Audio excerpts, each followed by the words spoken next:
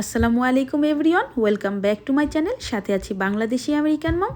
আশা করি যে যেখানেই আছেন সবাই খুব ভালো আছেন। আজ আমি আপনাদের সাথে শেয়ার করব নোয়াখালী জেলার একটি জনপ্রিয় খাবার নারকেল বাটায় ইলিশের ঝোল অথবা নারকেলি ইলিশ। তো চলুন দেখে আসা যাক আমার নারকেলি ইলিশ করতে কি কি উপকরণগুলো লাগছে।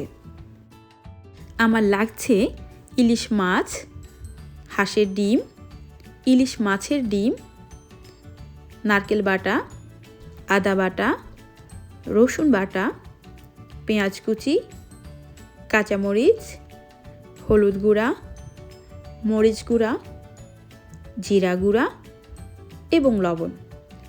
এখন চলুন রান্না শুরু করা যাক। আমার হাঁড়ি গরম হয়ে গিয়েছে, আমি দিয়ে দিচ্ছি পেঁয়াজ কুচি। আমার পেঁয়াজ কুচি যখন হালকা একটু বাদামি হয়ে এসেছে, দিয়ে দিচ্ছি কাঁচামরিচ ফালি। এখানে আমি আমাদের স্বাদ মতো ঝালটা ইউজ করেছি, আপনারা চাইলে কম বা আরও বেশিও দিতে পারেন। এরপরে দিয়ে দিচ্ছি লবণ, দিয়েই আমি একটু নাড়াচাড়া করে নিচ্ছি।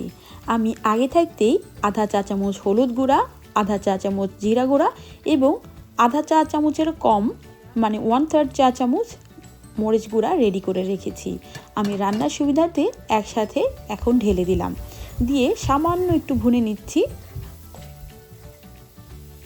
এরপর দিয়ে দিচ্ছি আধা চা চামচ আদা বাটা এবং আধা চা চামচ রসুন বাটা।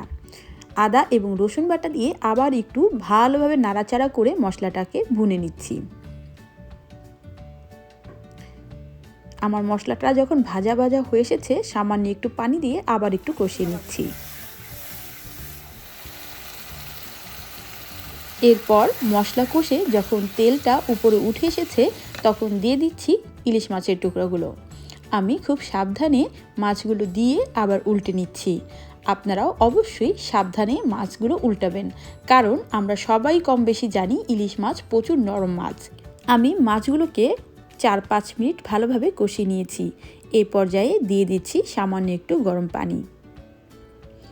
গরম পানি দিয়ে ঢাকা দিয়ে দিয়েছি 5 মিনিটের জন্য। 5 মিনিট পর ঢাকা তুলে আবার একটু সামান্য নেড়ে চেড়ে দিচ্ছি, তবে খুব সাবধানে যাতে মাছগুলো না ভেঙে যায়।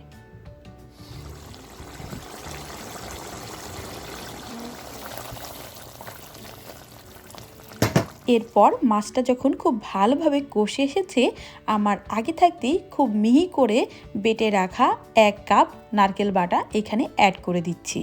আপনারা নিশ্চয়ই খেয়াল করছেন, আমি নারকেলগুলোকে একসাথে না দিয়ে চারদিকে ছড়িয়ে দিয়ে হাতল ধরে নেড়ে দিচ্ছি। এতে করে নারকেলগুলোর সাথে মশলা ভালোভাবে মিশে যাবে এবং মাছ ভাঙার আর চান্স থাকবে না। এরপর আমি ঢাকা দিয়ে দিচ্ছি 7 মিনিটের জন্য। ফিরে আসছি 7 মিনিট পর। 7 মিনিট পর আমার মশলাগুলো ভালোভাবে কষে দিয়ে তেল উঠে এসেছে। এই পর্যায়ে আমি 1.5 কাপ গরম পানি দিয়ে দিচ্ছি। 1 কাপ পানি দিয়ে একটু নেড়ে নিচ্ছি। এরপর আবারও আধা কাপ গরম পানি দিয়ে দিচ্ছি। এবার আমার আগে থাকতে সিদ্ধ করে রাখা হাঁসের ডিমগুলো দিয়ে দিচ্ছি।